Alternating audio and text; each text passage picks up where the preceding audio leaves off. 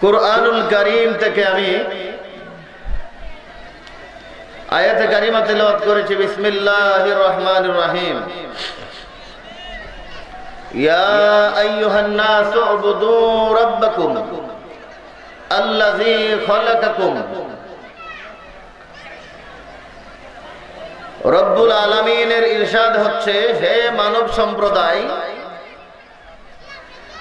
তোমরা তোমাদের প্রভুর ইবাদত করো। আল্লাযী খালাকাকুম, যিনি তোমাদেরকে সৃষ্টি করেছেন। ওয়াল্লাযীনা মিন ক্বাবলিকুম, যিনি তোমাদের পূর্ববর্তীগণকেও সৃষ্টি করেছেন। লাআল্লাকুম তাত্তাকুন, যেন তোমরা মুত্তাকি হতে পারো। সুবহানাল্লাহ। তোমরা কি হতে পারো? মুত্তাকি হতে পারো। খুব খেয়াল করবেন। আল্লাহ বলেন, হে মানব সম্প্রদায়, তোমরা তোমাদের প্রভুর ইবাদত করো। কার ইবাদত করো? যদি কিছু মনে না করেন, এই ফাঁক জায়গাটা একটু ভরে একটু আগায় বসেন আর আমার সাথে আধা ঘন্টা একটু কথা বলেন, ক্লাসের মতো আর কি। একটু যদি আগে আসেন দয়া করে আর কি, আল্লাহর রাস্তে একটু আসেন, খালি জায়গাটা পূরণ করে বসেন মেহেরবানি করে।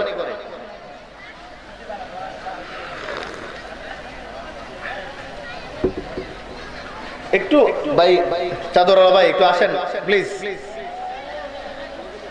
এই তো এখন সুন্দর লাগবে দেখতে।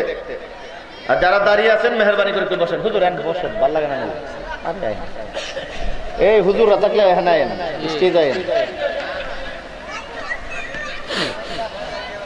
সবাই বলেন আলহামদুলিল্লাহ। এই তো একটু কাছাকাছি আসছে, একটু কাছে থাকা, কাছাকাছি থাকা, এটা উত্তম। আমি কথা যেহেতু বলবো অল্প, কথা হবে কোরআন থেকে, হাদিস থেকে। আপনারা একটু মনোযোগ দিয়ে শুনবেন, কোরআনের কথা, লাভ হবে। আল্লাহ তাআলা মানব সম্প্রদায়কে বলছেন, হে মানব মণ্ডলী, তোমরা তোমাদের প্রভুর ইবাদত করো। বুঝে থাকলে বলেন, আল্লাহ কার ইবাদত করতে বলেছেন? রব, যিনি প্রভুর। বলে কেন আল্লাহ? আল্লাহ বলে, আল্লাযী খালাকাকুম, যিনি তোমাদেরকে সৃষ্টি করেছেন। কোন প্রভুর ইবাদত করব আমরা? যিনি আমাদেরকে, জোরে বলেন না, যিনি আমাদেরকে সৃষ্টি করেছেন। এর অর্থ হলো আমরা এক সময় ছিলাম না। আমরা এক সময় ছিলাম না। সূরা আদ-দাহর যদি দেখেন, সূরা আদ-দাহর, সেখানে আল্লাহ তাআলা খুব সুন্দরভাবে বলেছেন, হাল আতা আলাল ইনসানি হিনুম মিনাদ দাহরি লাম ইয়াকুন শাইআম মাযকুরা। সূরা আদ-দাহরে আল্লাহ তাআলা বলেছেন, হাল আতা আলাল ইনসানি হিনুম মিনাদ দাহর। দাহর মানে যুগ, সময়। যে মানুষ জাতির একটা সময় ছিল, লাম ইয়াকুন শাইআন মাযকুরা, মানুষের কোনো অস্তিত্ব ছিল না, মানুষ নামে কোনো সৃষ্টি ছিল না। অর্থাৎ মানুষের কোনো অস্তিত্ব ছিলই না। আল্লাহ বলে, তোমরা যে মানুষ, এই মানুষ শব্দটাই ছিল না, মানুষ জাতিটাই ছিল না। আল্লাযী খালাকাকুম, যিনি তোমাদের কোনো অস্তিত্বই ছিল না, যেই প্রভু তোমাদেরকে অস্তিত্ব দিলেন, যেই প্রভু তোমাদেরকে সৃষ্টি করলেন, যেই প্রভু তোমাদেরকে বানালেন। ওয়াবুদু রাব্বাকুম আল্লাযী খালাকাকুম, ওই প্রভুর ইবাদত করো যেই প্রভু তোমাদেরকে সৃষ্টি করেছেন। শুধু ইবাদত এমনে এমনে করতে বলে নাই। আল্লাহ বলে, আমি তোমাদেরকে সৃজন করেছি, এই জন্য তোমরা আমার ইবাদত করো। সুবহানাল্লাহ বলেন। তোমরা আগে যারা, এদেরকেও আমি সৃষ্টি করেছি। কারণ কি? লাআল্লাকুম তাত্তাকুন, যেন তোমরা মুত্তাকি হতে পারো। কি হতে পারো? কুরআনুল কারীমের প্রথম দিকে দেখুন, আলিফ লাম মিম যালিকাল কিতাবু লা রাইবা ফীহি হুদাল লিল, বলেন না হুদাল লিল। একটু খেয়াল করবেন, আল্লাহ বলে যালিকাল কিতাবু লা রাইবা ফী, আল্লাহর যে কুরআন কিতাব, এটার মধ্যে কোনো সন্দেহ নাই। এই কিতাবের কাজ কি? কিতাব হুদাল লিল মুত্তাকিন, এটা মুত্তাকিদেরকে হেদায়েত করে। কাকে হেদায়েত করে? আপনারা বুঝতেছেন তো কথা? সাধারণভাবে সবাইকে হেদায়েত করে না কোরআন। কোরআন হেদায়েত করে কাদেরকে? এদিকে বুঝতেছেন না আপনারা? কাদেরকে বলেন? মুত্তাকিদেরকে। আবার আল্লাহ আমাদেরকে সৃষ্টি করেছেন, উদ্দেশ্য কি? আল্লাহ বলে লাআল্লাকুম তাত্তাকুন, যেন তোমরা মুত্তাকি হতে। আর মুত্তাকি হলে কোরআন তোমাকে কি করবে? হেদায়েত করবে। কোরআন সকলকে হেদায়েত না করে না তো। কোরআনই বলে ইউদিল্লু বিহি কাসীরান ওয়া ইয়াহদি বিহি কাসীরা। কোরআন বলে কোরআন বহু মানুষ এমন আছে যারা কোরআন পড়ে পথভ্রষ্ট হয়ে যাবে। কোরআন পড়ে কি হবে বুঝতেছেন? কোরআনের তাফসীর করবে, কোরআন সুমধুর কণ্ঠে তিলাওয়াত করবে, কিন্তু কোরআনুল কারীম সে ভুল বুঝেছে, ভুল বুঝিয়েছে মানুষকে, সে পথভ্রষ্ট। সে কি? আবার ওয়াহদি বিহি কাসীরা, আল্লাহ বলে বহু মানুষ কোরআন পড়ে হেদায়েতের নূর লাভ করবে। বলে আল্লাহ হেদায়েতের নূর কারা লাভ করবে? আল্লাহ বলে হুদাল্লিল মুত্তাকিন, যারা তাকওয়াবান তারা কোরআন দ্বারা হেদায়েত প্রাপ্ত হবে। সুবহানাল্লাহ। কুরআনুল কারীমে কুরআনকে আল্লাহ হুদাল্লিল মুত্তাকিন বলেছেন, হুদাল্লিল মুত্তাকিন বলেছেন। কাবাগরকে আল্লাহ হুদাল্লিল আলামিন বলেছেন। কাবাকে আল্লাহ কি বলেছেন? হুদাল্লিল আলামিন বলেছেন। ইন্না আউওয়ালা বাইতিন উদিয়া লিন-নাস লাল্লাযী বিবাক্কাতিন মুবারাকা। বাক্কা মুবারাকায় যেই ঘর সর্বপ্রথম নির্মিত হলো, এই ঘরকে আল্লাহ বলেছেন হুদাল্লিল আলামিন। খুব খেয়াল, হুদাল্লিল। দেখুন আল্লাহ নিজের ব্যাপারে বলেছেন আলহামদুলিল্লাহি রাব্বিল আলামিন। আল্লাহ তাআলা হচ্ছেন রব্বুল আলামিন, রব্বুল। আর কাবাঘর যেটা মক্কা মুআজ্জামা, এই পৃথিবীর সেন্টারে যেই কাবাঘর, এই ঘরটা বলা হয়েছে হুদাল্লিল আলামিন। হুদাল্লিল আলামিন হলো হেদায়েতের কেন্দ্রবিন্দু, মারকাজে হেদায়েত। কারণ কাবা কাউকে হেদায়েত করতে পারে না, কাবা কাউকে হেদায়েত করে না। এটা হেদায়েতের একটা কেন্দ্রবিন্দু। এটাকে কেন্দ্র করে আমরা ইলা জিহাতি মুতাওয়াজ্জিহান, এই মুতাওয়াজ্জিহান হয়ে, মুকাফিকি হয়ে, কিবলামুখী হয়ে আমরা সালাত আদায় করি, নামাজ আদায় করি। এটা মারকাজে হেদায়েত, হেদায়েতের কেন্দ্র। আল্লাহ রাব্বুল আলামিন, কাবা হুদাল্লিল আলামিন। আর রাসূল সাল্লাল্লাহু আলাইহি ওয়াসাল্লামকে আল্লাহ বলেছেন ওয়ামা আরসালনাকা ইল্লা রাহমাতাল লিল, যে হাবিব আপনি হলেন রাহমাতাল লিল। আর কোরআন সম্পর্কে আল্লাহ বলেছেন হুদাল্লিল মুত্তাকিন, হুদাল্লিল। কথা এখন বুঝে থাকলে বলেন আল্লাহ রব্বুল মুত্তাকিন না, শুধু মুত্তাকিদের জন্য রব নয়, বরং আল্লাহ সমগ্র জাহানের জন্য রব, সমগ্র জাহানের জন্য। কাবা এটা মারকাজে হেদায়েত, এটা হুদাল্লিল আলামিন, হুদাল্লিল মুত্তাকিন নয়। রাসূল সাল্লাল্লাহু তাআলা আলাইহি ওয়াসাল্লাম তিনি রাহমাতাল লিল আলামিন, সমগ্র আলমের জন্য হলো তিনি রহমত। কিন্তু কুরআনুল কারীম হুদাল্লিল, বলেন না, হুদাল্লিল মুত্তাকিন। যার মাঝে তাকওয়া আছে, মুনাফিকি নাই, কুরআন দিয়ে অপব্যাখ্যা করে, আল্লাহ ও তার রাসূলের শানে বিঘ্ন ঘটাতে চেষ্টা করে না, যিনি কুরআন থেকে সুন্দরতম অর্থ গ্রহণ করে, সত্যটাকে উপলব্ধি করে, এই রকম তাকওয়াবানদের জন্য কোরআন হচ্ছে হেদায়েত। বলেন সুবহানাল্লাহ। তাহলে চারটা উপাধি আপনারা বুঝতে পারলেন। আল্লাহ রব্বুল আলামিন, নবী রাহমাতাল লিল আলামিন, কাবাঘর হুদাল্লিল আলামিন, আর কোরআন হুদাল্লিল মুত্তাকিন। খেয়াল রাখবেন আল্লাহ বলে মানুষ সম্প্রদায় তোমাদেরকে যেই প্রভু সৃষ্টি করেছে ওই প্রভুর ইবাদত করো, কারণ তিনি তোমাদেরকে সৃষ্টি করেছেন। যদি তিনি তোমাদেরকে সৃষ্টি না করতেন তাইলে তো তোমরা নাফরমানিও করতে পারতে না। কি পারতে? আল্লাহ বলে যদি তোমাদেরকে সৃষ্টি না করতো আল্লাহ, তাহলে নাফরমানি করলা কিভাবে? সুযোগ ছিল না। যেহেতু আমি সৃষ্টি করেছি, তোমরা নাফরমানি করো না, বরং আমার ইবাদত করো। সুবহানাল্লাহ। আল্লাহ সুবহানাহু ওয়া তাআলা দেখুন অন্য এক আয়াতে বলেছেন, এটা কমন আয়াত, ওয়ামা খালাকতুল জিন্না ওয়াল ইনসা ইল্লা লিয়াবুদুন, যে আমি মানুষ এবং জিন জাতিকে বানাইছি আমার ইবাদতের জন্য।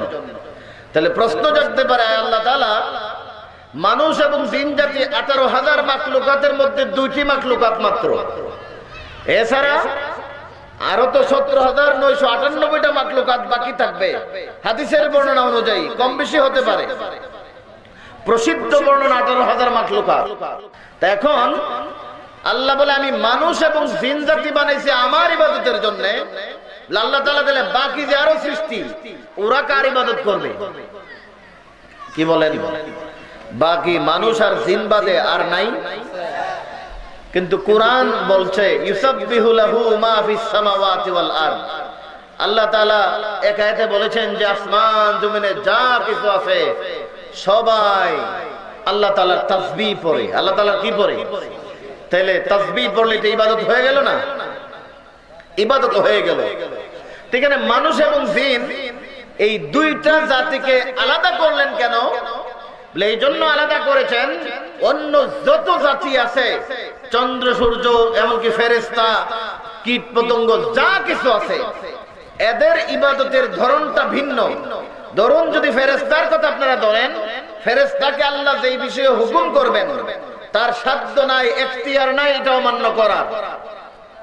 অর্থাৎ সে এমন ভাবে সৃষ্টি, তার মধ্যে নাফসানিয়ত নাই, খাহেসাত নাই, কিছু গুণ আছে এগুলি দেওয়া হয় নাই ফেরেশতার ভিতরে, যার কারণে সে একদম আল্লাহ তাআলার ফরমাবরদার গোলামি করে।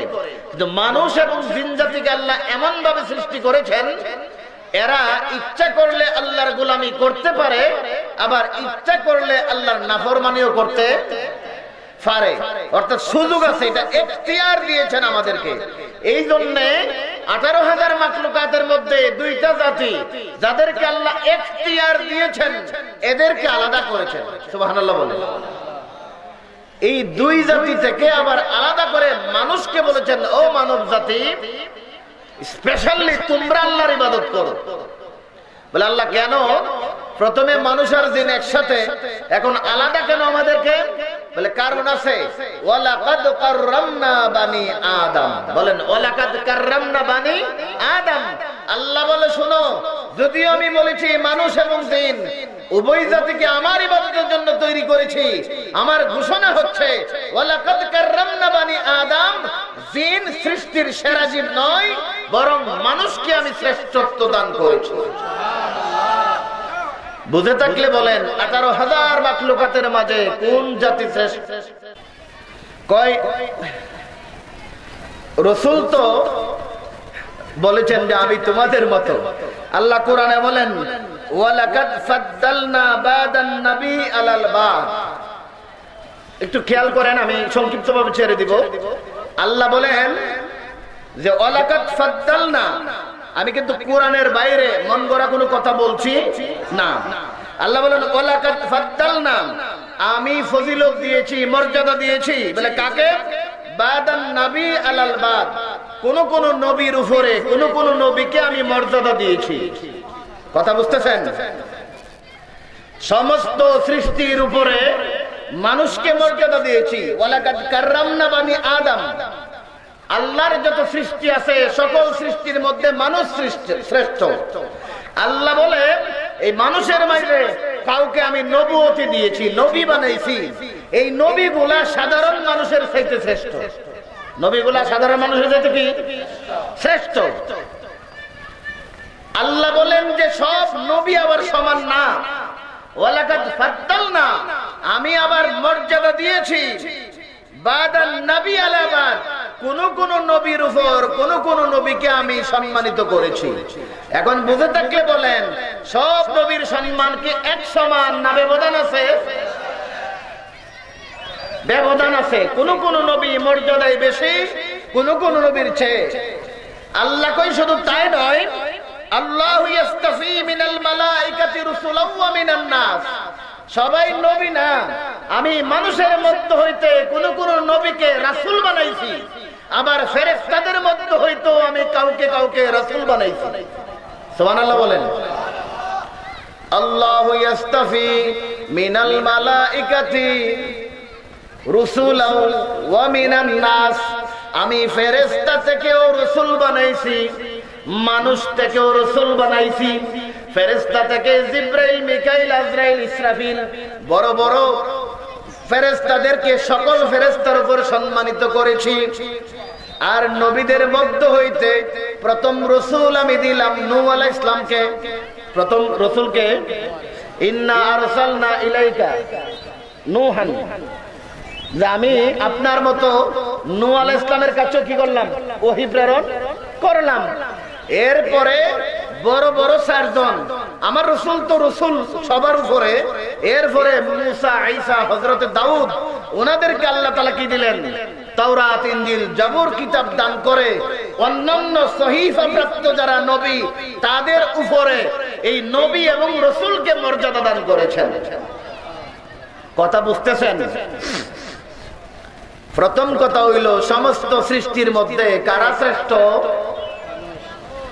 এই যে এইদিকে ঘুমাইতেছে, সমগ্র সৃষ্টির মধ্যে কারা শ্রেষ্ঠ? মানুষের মধ্যে কারা শ্রেষ্ঠ? বলেন নবীগণ। কারা? সব নবী কি এক সমান না ব্যবধান আছে? আল্লাহ বলে কোন নবীকে কোন নবীর উপর প্রাধান্য দিয়েছে। এরপরে আল্লাহ কয় নবীদের মধ্যে তো বেশ কম আছে, ওই নবীদের মধ্যে হইতে আমি আবার কাউকে রাসূল বানাইছি। এখন বুঝে থাকলে বলেন, শুধু নবী এরা মর্যাদায় বেশি দামি, না নবী এবং রাসূল উনারা দামি? যারা নবী এবং সব নবীরা রাসূল না, কিন্তু যারা রাসূল এরা নবীও। বুঝতেছেন? এখন যাদেরকে আল্লাহ রাসূল বানাইলেন, সকল রাসূলের শান কি একরকম? বলে আমি কইলে তো হবে না। আল্লাহ কোরআনে বলেছেন, তিলকার রাসূলু ফাদ্দালনা বা'দাকুম আলা বা'দ। তিলকার রাসূলু, তিন ফারার শুরু দিয়ে আল্লাহ বলেন, যেই রাসূলগুলি আমি বানালাম, এক একজন রাসূলের উপরে অন্য একজন রাসূলকে আমি মর্যাদা বেশি দিয়েছি। তাহলে কি বুঝলেন? কোরআন থেকে বলতেছি যে রাসূল যাদেরকে আল্লাহ বানাইছেন, সকল রাসূলগণ এক সমান না। কোন রাসূলের উপর কোন রাসূলকে আমি মর্যাদাবান করেছি। নবী মুহাম্মদুর রাসূলুল্লাহ সাল্লাল্লাহু তাআলা আলাইহি ওয়াসাল্লাম, তিনি তো নবী এবং রাসূল। আল্লাহ মিরাজ রজনীতে বাইতুল মুকাদ্দাসে সকল নবী রাসূলের ইমামতি করায়া উনাকে ইমামুল আম্বিয়া ওয়াল মুরসালিন, সকল নবীদেরও ইমাম, সকল রাসূলেরও ইমাম বানায়া দিলেন। ঘোষণা করলেন, ওয়ামা আরসালনাকা ইল্লা রাহমাতাল লিল আলামিন, যে আপনি সাধারণ রাসূল নন, বরং আপনি রাহমাতাল লিল আলামিন। যখন বলা হয়, এটা দ্বারা শুধু দুনিয়া বোঝায় না, আমাদের যে অস্তিত্ব, আমরা কবরবাসীর উদ্দেশ্যে তো আজকের এই দোয়া। আমরা যে এখানে আছি, এর আগে আমরা কোথায় ছিলাম? মায়ের গর্ভে। মাশাআল্লাহ। কোথায় ছিলাম? এটা একটা আলম, আলমের নাম আলমে আরহাম। আলমে বলেন না, মায়ের পেটটা একটা আলম, একটা জগৎ, এটার নাম হইল আলমে আরহাম। এর আগে কোথায় ছিলাম? আলমে আরওয়াহ, আলমে রূহের জগতে।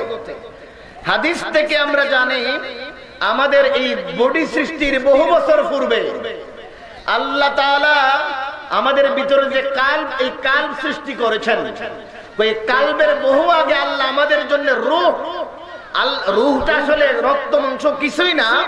ইয়াসআলুনাকা আনির রূহ কুলির রূহু মিন আমরি রাব্বি, যে রূহটা তোমার প্রভুর আদেশ মাত্র। আল্লাহ আমাদের জন্য আল্লাহর রূহ বহু বছর পূর্বে মনোনয়ন দিয়েছেন। কারা কারা আমরা রূহ পেয়ে জীবিত হব এই দুনিয়ায়, এটা আল্লাহ তাআলা আমাদের সৃষ্টির বহু বছর পূর্বে আল্লাহ তাআলা নির্ধারণ করে রেখেছেন। কথা বুঝতেছেন? বুঝে থাকলে বলেন, তাহলে আমাদের দেহ আগে না রূহ আগে? রূহ আগে। কিন্তু মায়ের পেটে যখন আমরা আসলাম, সূরা আলাকের তাফসীর আপনারা পাঠ করে নেবেন।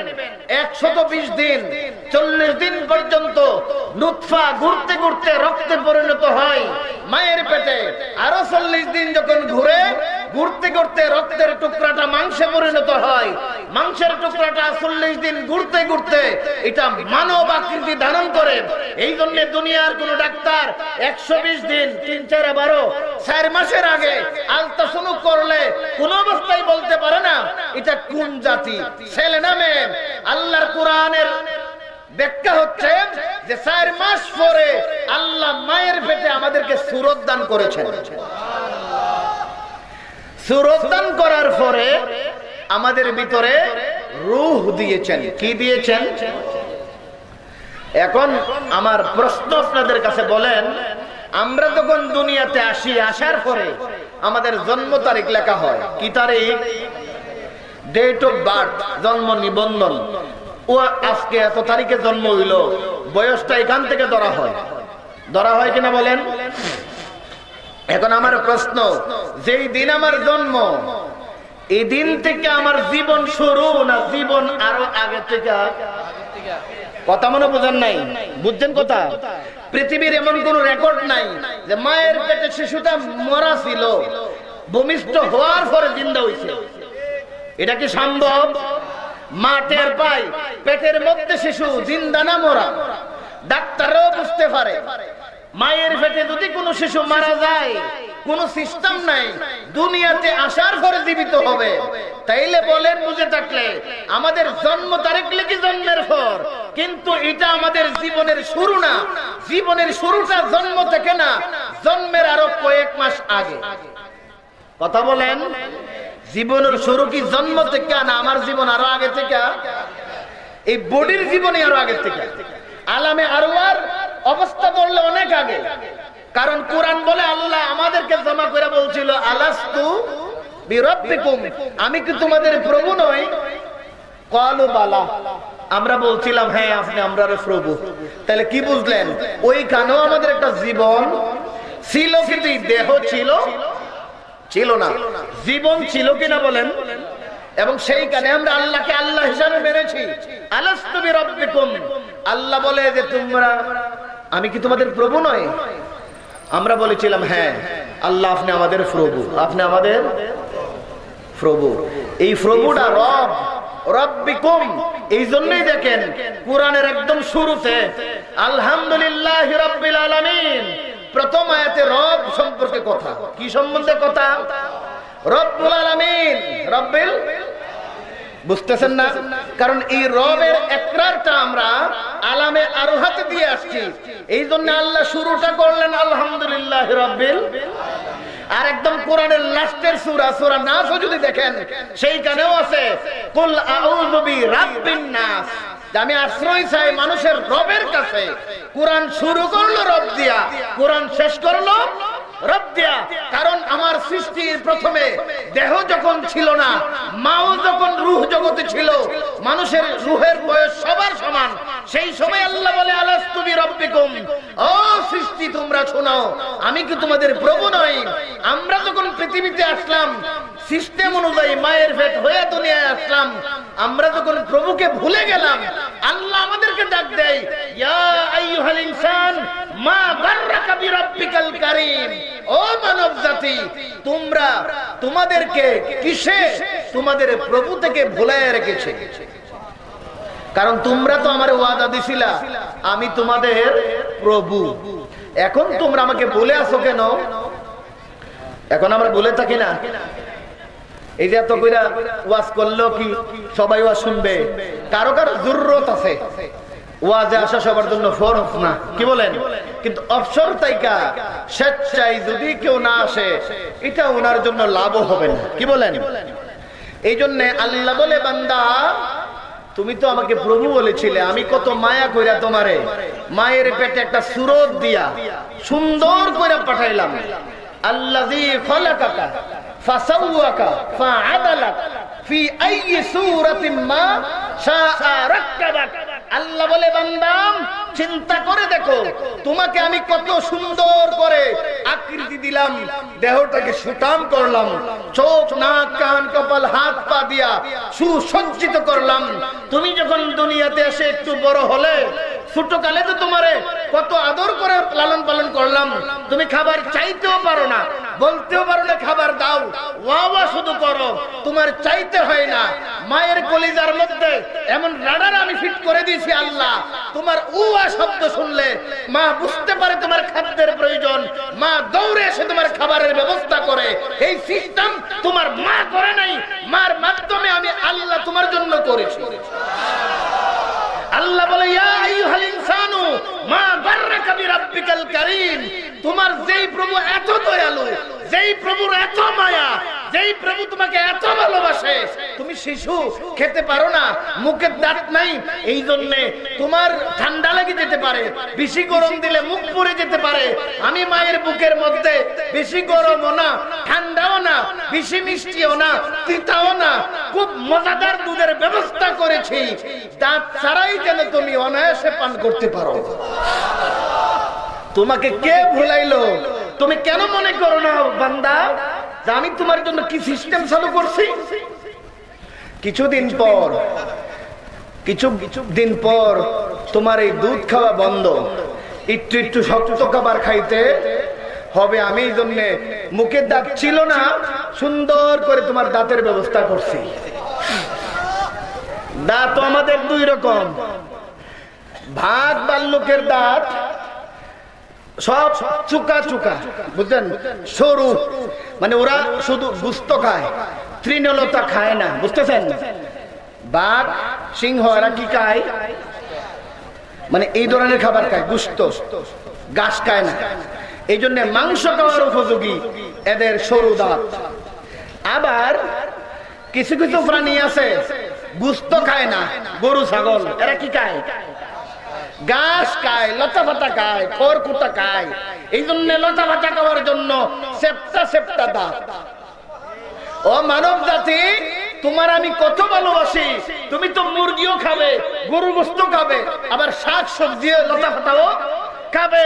এই জন্য তুমি দেখো তোমার পার্শ্ব দিয়া কিছু লতা পাতা যেন খাইতে পারো, সুবিধা হয়, সেপ্টা সেপ্টা কিছু সাফার দাঁত দিছি। আবার তুমি যেন মাছ গুস্ত চাবাইয়া খাইতে পারো, এই জন্য তোমার কিছু সরু দাঁতও দিছি। অর্থাৎ গরু ছাগলটা একরকম, বাঘ ভাল্লুকটা আরেক রকম, কিন্তু তুমি আশরাফুল মাখলুকাত মানুষ, উভয় জাতের খাবার যেন খেতে পারো, উভয় জাতের দাঁত আমি তোমার মুখে ফিট করিয়া দিচ্ছি। আল্লাহ কই, বান্দা তুমি যখন শক্ত খাবার খেতে শুরু করলে, এটা অত শক্ত দেয় না, তোমার মা তোমারে পরিমাণ মতো শক্ত দেয়, কিন্তু আমি চিন্তা করলাম তোমার যে দুধ দাঁত, যেটা দিয়ে নরম নরম খাবার খাও, এটা দিয়ে তুমি বড় হইয়া আরো বেশি শক্ত খাবার খাবে কেমনে? এই জন্য শিশুকালের দুধের দাঁত আমি ফালাইবার ব্যবস্থা করছি।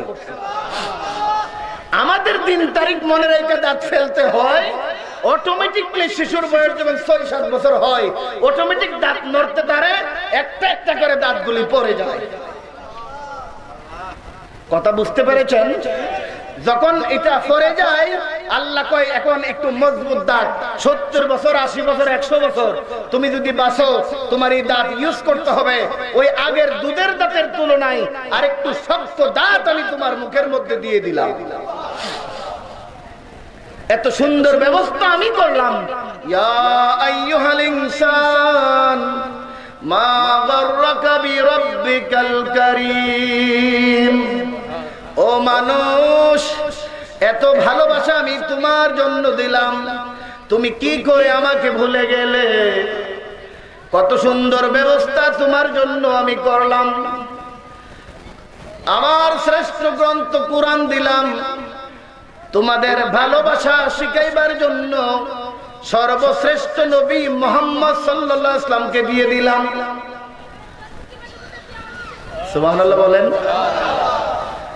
এখন তোমরার প্রতি আমার আহ্বান হলো, ইয়া আইয়ুহান নাসু উবুদুকুম, হে মানব মণ্ডলী তোমরা ইবাদত করো, তোমাদের প্রভুর ইবাদত করো, আল্লাযী খলাকাকুম, যিনি তোমাদেরকে সৃষ্টি করেছেন।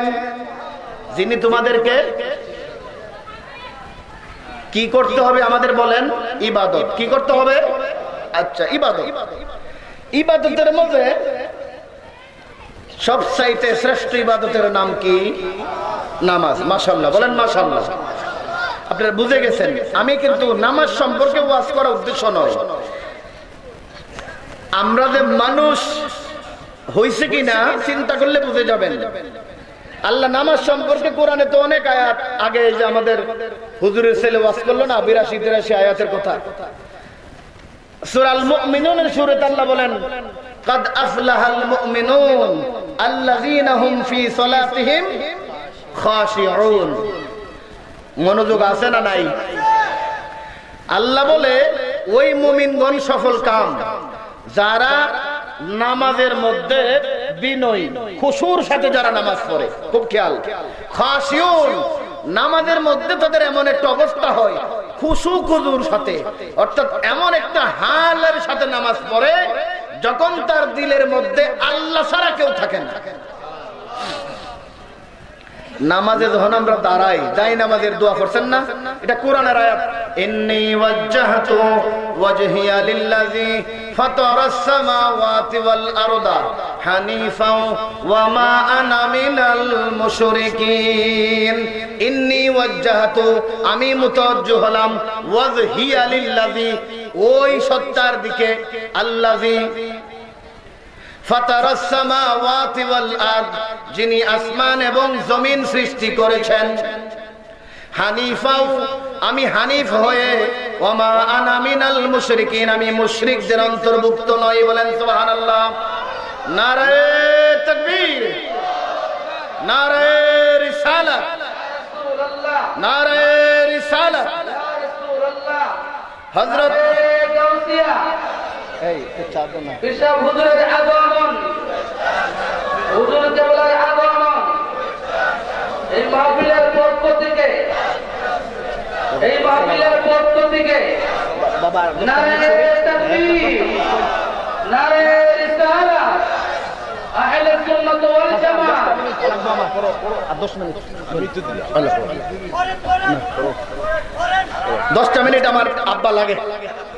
এলো আব্বা, এলো আব্বা, আগে যত ওয়াজ করে গেছে সবার আমি আব্বা ডাকি, এটা কইতাম না, কারণ আছে। ফুতই দেখছেন নি? ফুতই একটা হলো খালি ফুত, আর আমি কিন্তু ফুত না, ফুত ওই, বুঝছেন নি কথা? মানে বড় ফুত আছে এটা, মারহাবা কইতেন না। আর কয়েকটা আছে রে, আমি শেষ করে দিচ্ছি বাবা, কোন কিচ্ছা কাহিনী বলার সময় নাই, খুব সংক্ষিপ্ত, যেহেতু বাজান চলে আসছে আমি শেষ করে দিচ্ছি। তা আমি বলছিলাম যে আল্লাহ তাআলা বলেছেন যে সালাত, যারা খুশু খুজুর সাথে সালাত আদায় করে এরা সফল কাম। আরো অন্যান্য আছে আয়াত, লাগাতার 10 আয়াত, আমি সেই দিকে যাচ্ছি না, শুধু আমি একটু বোঝাতে চাচ্ছি আপনাদেরকে মেইন পয়েন্টটা। তাহলে নামাজ হবে কুসু কুজুর সাথে। কিসের সাথে? কুসু কুজু, বাংলাতে বিনয় নম্রতার সাথে। এখন বলেন, এই আয়াতে কারিমা যদি আপনি ধরেন একজন কারি সাহেবরে শুনান যে কারি সাহেব এই আয়াতের তাৎপর্য কি, কারি সাহেব শুদ্ধ করে মদ কোথায় হবে, গুন্না কোথায় হবে, খার উচ্চারণ করতে হবে, এগুলো আপনাকে শেখাবে সহি শুদ্ধ ভাবে। কথা বুঝতেছেন? এই আয়াত নিয়ে যদি আপনি মুফতি সাহেবের কাছে যান যে সালাতের কুসুকুদুর সাথে সালাত, মুফতি সাহেব আপনাকে নামাজের আহকাম আর কাম 13টি শিখায়া দিবে, 14টা ওয়াজিব শিখায়া দিবে। কথা বুঝতেছেন না? কিন্তু বলে কুসুকুজুটা শিখমু কই, যে ওই অবস্থার নাম কুসুকুজু। হাদিসের বর্ণনা আসছে লা সালাতা ইল্লা বিহুজুরিল কালব, হুজুরি কালব অর্থাৎ হৃদয়ের একাগ্রতা ব্যতীত সালাত হয় না।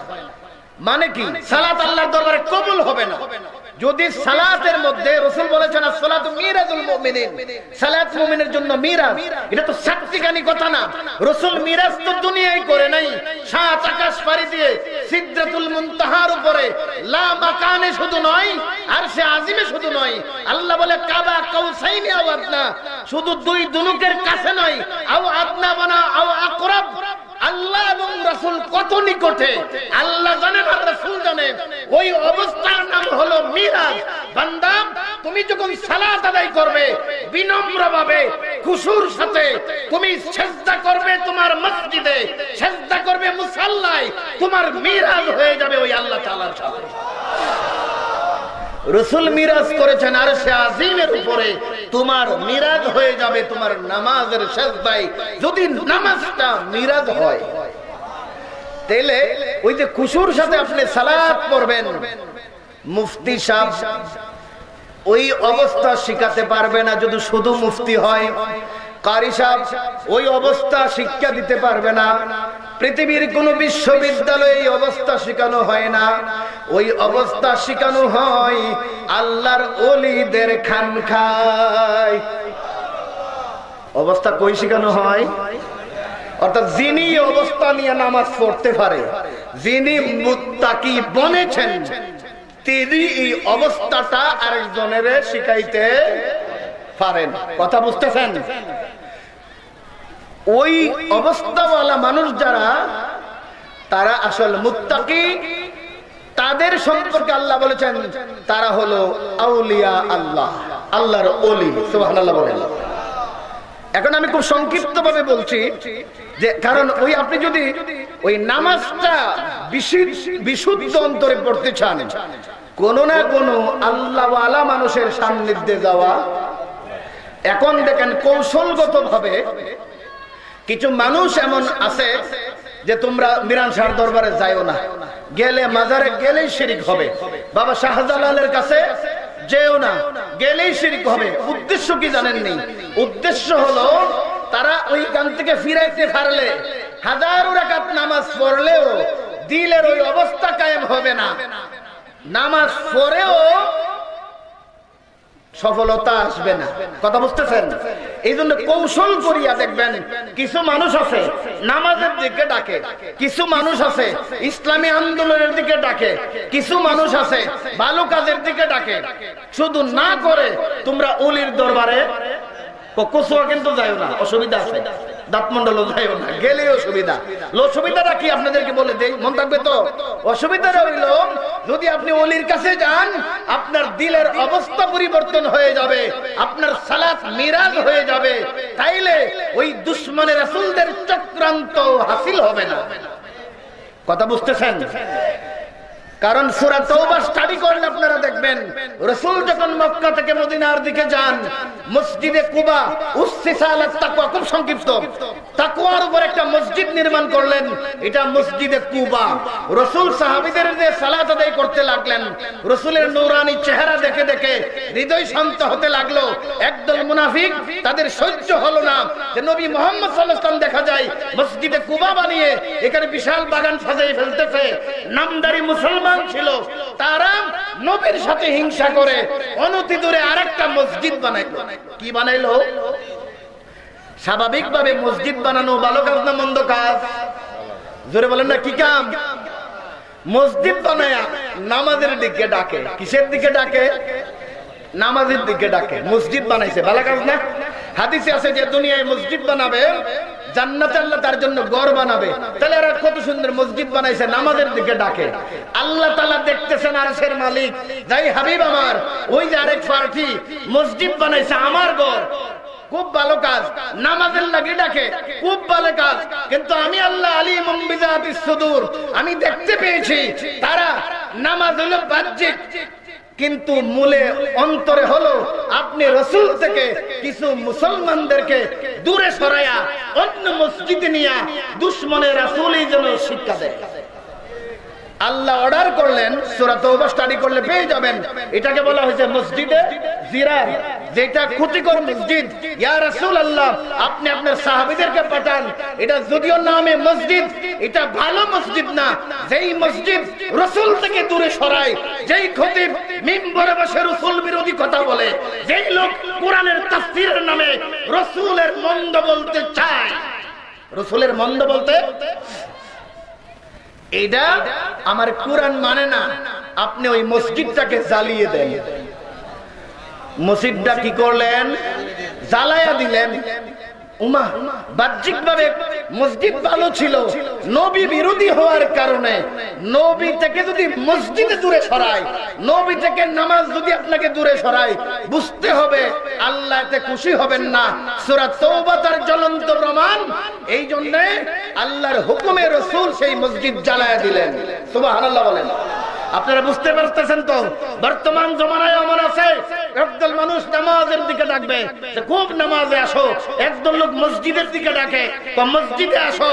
একদল লোক ইসলামী আন্দোলনের দিকে ডাকে, আসো জিহাদি চাপায়া পড়ি, দেশে কি করি, ইসলাম কায়েম করি। সব কথা ভালো কথা, উত্তম কথা, কিন্তু হৃদয়ে উদ্দেশ্য হলো তারা বলে যায়ও না শাহজালাল বাবার এখানে, কসুয়া মিরান শাহর দরবারে, নুরুদ্দিন হুজুরের দরবারে, করিম নওয়াজ হুজুরের দরবার কসুয়াতে যাইও না। উদ্দেশ্য বুঝতেছেন তো? ওই যে মসজিদে জিরারের উদ্দেশ্য বাহ্যিক ভাবে নেই নামাজে, বাহ্যিক ভাবে নেই ইসলামের দিকে, ভিতরে কু চিন্তা, কুমতলব। এই জন্য এই দিকে যাবেন না, কারণ আউলিয়া ইকরামদের রুহানি ফায়েজ ছাড়া আপনি সালাত শুদ্ধভাবে আদায় করতে পারবেন না। এখন আমি খালি এইভাবে বুঝাইলাম তো হবে না, খুব শেষ করে দিচ্ছি মনে হয় আর 2 মিনিটের ভিতরে। আল্লাহ সূরা কাহাফের 28 নম্বর আয়াতে স্পষ্ট বলে দিয়েছেন, ওয়াসবির নাফসাকা। খুব খেয়াল করেন, উলামা ইকরামগণ শুনলে আমি বেশি খুশি হই, আর বিরুদ্ধবাদী উলামা হলে আমি আরো বেশি খুশি হই। কারণ হতে পারে কোরআনের মাধ্যমে দিলের মধ্যে একটা বুঝ চলে আসতে পারে। আল্লাহ বলে ওয়াসবির নাফসাকা মাআল্লাযীনা আমানু মাআল্লাযীনা ইয়াদউনা রাব্বাহুম। খুব সংক্ষিপ্ত। আল্লাহ বলে ওয়াসবির নাফসাকা, তুমি তোমাকে সুফর্দ করে দাও। ওয়াসবির, নিজেকে সারেন্ডার করো। তোমাকে বলে আল্লাহ কার কাছে?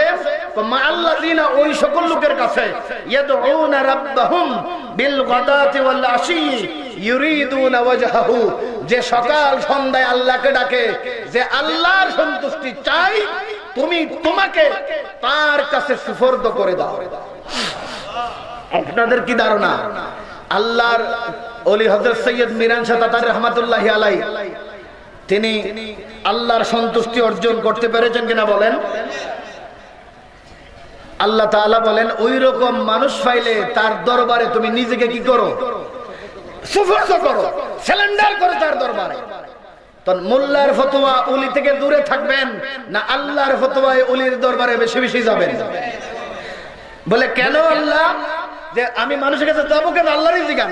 বলে আল্লাহ আপনি যে সূরা কাহফের 28 নম্বর আয়াতে এই কথা বললেন যে আল্লাহ ওয়ালার কাছে আমি যাব, কারণটা কি? আল্লাহ বলে কারণ আছে। বলে কারণ হলো সূরা আহজাবের 72 নম্বর আয়াত আল্লাহ বলেন ইন্না আরাদনাল আমানাতা আলাস সামাওয়াতি ওয়াল আরদি ওয়াল জিবাল ফাআবাইনা আইয়াহমিলনাহা। আল্লাহ বলেন শোনো মানব জাতি, তোমরা শোনো, আমার একটা ইচ্ছা ছিল, ইন্না আরাদনাল আমানাতা, আমি আমার আমানত রাখতে চেয়েছিলাম, আলাস সামাওয়াতে, আসমানের নিকট, ওয়াল আরদি, পৃথিবীর নিকট, ওয়াল জিবাল, পাহাড়ের নিকট। কারণ আসমান অনেক বিশাল, কুল কিনারা নাই। আমি চেয়েছিলাম এই বড় আসমানের কাছে আমি আমানত রাখবো। আমি চাইলাম জমিন বড় সইতে পারে, কত কিছু আমরা জমিনের উপর করি। আল্লাহ কয় আমি আমার আমানতটা জমিনের কাছে রাখতে চেয়েছিলাম। পাহাড় বড় শক্ত, আমি পৃথিবীটাকে পাহাড় দিয়ে খুঁটা দিয়েছি, ফেরাক মেরেছি। আমি চাইলাম আমার আমানত পাহাড়ের কাছে রাখবো। শুনো, ফাআবাইনা, তারা সবাই বিমুখ হয়ে গেল, অপারগতা প্রকাশ করলো, আইয়াহমিলনাহা, আমার আমানত বহন করতে। সুবহানাল্লাহ বলেন। তারা কেউ নিতে চাইল না, আসমান জমিন পাহাড় আমার আমানত নিল না। কিন্তু তারা ওয়াশফাকনা, তারা শঙ্কিত হয়ে গেল, কিন্তু ওয়াহামালাহাল ইনসান, মানুষ সেই আমানত গ্রহণ করে নিল। আপনি কি বুঝলেন কোরআনের আয়াত থেকে? আসমানের শক্তি বেশি না মানুষের শক্তি বেশি? যদি মানুষ হতে পারে, আমরা তো ইনসানে কামেল হতে পারি নাই, এই আমানত মানুষকে দিল। খুব সংক্ষিপ্ত শেষ করে দিচ্ছি। এরপরে দেখুন বলে শক্তি বেশি কেমনে? মানুষের শক্তি এই জন্য সূরা ইউনূসের 5 নম্বর আয়াতে আল্লাহ এই আয়াতের ব্যাখ্যা করেন, হুয়াল্লাযী জাআলাশ শামসা দিয়ান ওয়াল কামারা নূরান ওয়া কাদ্দারাহু মানাজিলা লিতা'লামু আদাদাস সিনিন ওয়াল হিসাব মা খালাকাল্লাহু যালিকা ইল্লা বিল হক ইউফাদ্দিলুল আয়াতি লিকাওমি ইয়ালামুন। খুব সংক্ষিপ্তভাবে বলতে হচ্ছে, আল্লাহ এই আয়াতে কারিম আপনারা স্টাডি করে নেবেন। সূরা ইউনূসের 5 নম্বর আয়াতে আল্লাহ বলেন, শোনো আমি সূর্যকে কি করেছি? দিয়াউন বানাইছি। খুব খেয়াল করেন, সূর্যকে আমি হুয়াল্লাযী জাআলাশ শামসা দিয়াউন, দিওয়ান মানে তীব্র আলো। কত খুব খেয়াল, দিয়াউন মানে আলো, এটা তীব্র আলো। আর চাঁদ এটা নূর, এটা স্নিগ্ধ আলো। কথা বুঝতেছেন? একটা হলো তীব্র প্রখর, আর একটা হলো মিঠা মিঠা স্নিগ্ধ বানাইছি। এখন দেখো, সূর্যের আলো না ফললে জমিনে ফসল হবে না। হবে? সূর্যের আলো ছাড়া জমিনে কি হয় না? ফসল হয় না। সূর্যের মধ্যে আমি একটা দিয়াউন নামক শক্তি দিছি। শাব্দিক অর্থ চিন্তা করলে হবে না। আল্লাহ কো তার মাধ্যমে আমি একটা পাওয়ার দিছি, যেই পাওয়ারের কারণে জমিনে চাপ দিলে জমিন থেকে উদ্ভিদ উৎপন্ন হয়, তোমাদের রিজিকের জন্য ফসল ফলে। এই আয়াতের আবার ব্যাখ্যা আমার রাসূল করেছেন একদম হাদিস শরীফে, সুন্দর মুসলিম শরীফের হাদিস, বানানো কোনো হাদিস না। খুব সংক্ষিপ্ত ভাবে দেখুন এই হাদিস শরীফে হযরত আবু মালিক হারিস ইবনে আসিম আশআরী হাদিস, আমি মতনটা শুধু পড়ছি। ক্বাল রাসূলুল্লাহ সাল্লাল্লাহু আলাইহি ওয়াসাল্লাম, মূল অংশ, আত-তুহুরু শাত্রুল ঈমান ওয়াল হামদুলিল্লাহি তামলাউল মিজান ওয়া সুবহানাল্লাহি ওয়াল হামদুলিল্লাহি তামলান আও তামলান মা বাইনাস সামাওয়াতি ওয়াল আরদ ওয়াস সালাতু নূরুন। মেন পয়েন্ট আমি যেটা বলতে চাচ্ছি মূলত, ওয়াস সালাতু নূরুন ওয়াস সাদাকাতু বুরহানুন ওয়াস সাবরু দিয়াউন ওয়াস সাবরু, জোরে বলেন না, ওয়াস সাবরু দিয়াউন। অর্থাৎ মানুষ যারা, রাসূল বলেন মানুষ ইনসানে কামেল, মানুষ যখন সবর করে এটা তার জন্য দিয়াউন হয়।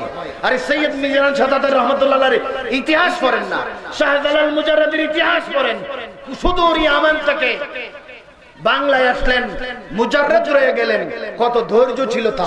সুবহানাল্লাহ বলেন। সৈয়দ মিরান শাহ তাতার থেকে সফর করে এই পূর্ব বাংলা আবাদ করেছেন। এই কসুয়া সহ আশেপাশের আমরা যারা সুন্নি মুসলমান, আমাদের মাঝে সৈয়দ মিরান শাহ তাতারের অবদান আছে কি নাই বলেন? তো আল্লাহর ওলির ধৈর্যের কি আমরা তো দেখি নাই, দেখেছি ওনাকে। ওনার ইতিহাস পড়লে বুঝি কি ধৈর্য ছিল, কি করে পায়ে হেঁটে গ্রাম গ্রামান্তরে গিয়েছে, এবং কি পাওয়ার ছিল। শেখ বানুশার মতো সাধারণ মানুষের তাওয়াজ্জু দিয়া ইলমে লাদান্নু ঢেলে দিল। কেন? শেষ করে দিচ্ছি, কারণ তার মাঝে ছিল দিয়াউন। বলেন না, কি ছিল?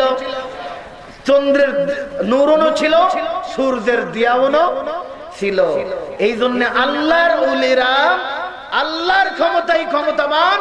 এরা সালাত কায়েমের মাধ্যমে, সাদাকাতের মাধ্যমে, সবরের মাধ্যমে ওই ক্ষমতা অর্জন করেছে, যেই ক্ষমতা চন্দ্র সূর্য যেমন পৃথিবীতে আলোতে উদ্ভিদ জন্মাইতে পারে, আল্লাহর ওলিরা নেক নজর দিয়া মরা দিলকে জিন্দা করতে পারে।